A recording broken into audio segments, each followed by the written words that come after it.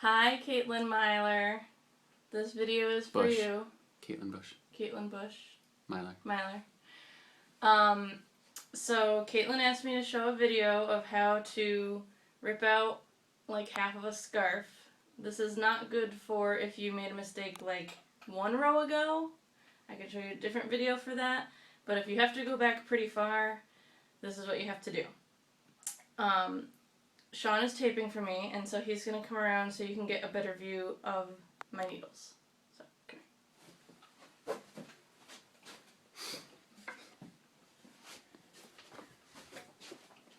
Basically, the idea is you're going to take all of these stitches off your needle, and then you're going to rip.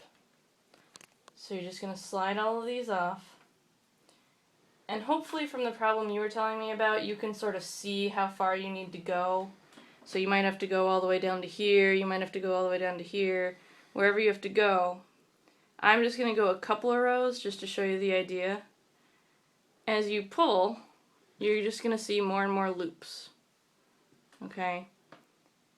And the general idea is that when you're done, you have to put them back on the needle. Now, I'm using circular needles, so it doesn't really matter which end I put in. If you're using straight needles, you want to make sure that this yarn ends up at the tip of your needle and not up here. So what I like to do is pick them up as I go. What you can do is just go.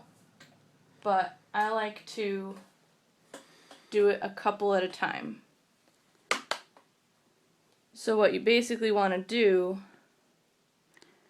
is go in the same direction as the loop. So the loop's coming out that way. You're going to go in just like that. Oh, and I got twisted. Once you get it started, it's pretty easy. You can just rip all of these out and then try to pick them up, but they're going to try to disappear on you. So you just go through from the side that the loop is coming out.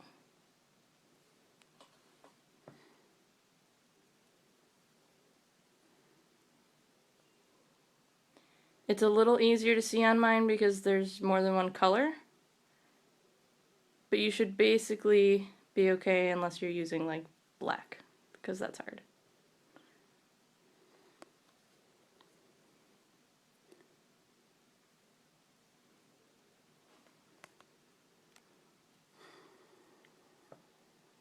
Can you see it okay?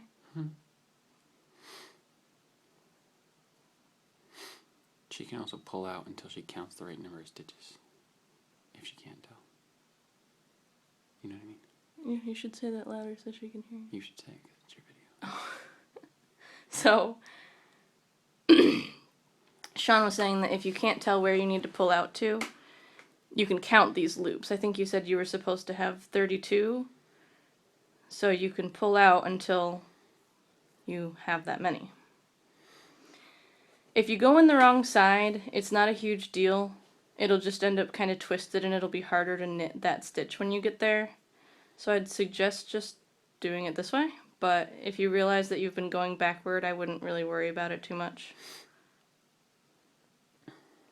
And one weird thing, see, I accidentally pulled that one before I put the needle through, and that's fine. One weird thing that can happen at the end is that you can end up, the last stitch can be kind of weird, because it's harder to tell what row you're on. So a lot of times for the last stitch, I just pull it out, and I end up with a loop. And then I just have to re-knit that stitch. So that's the general idea. Let me know if you have trouble and we can Skype. So, bye.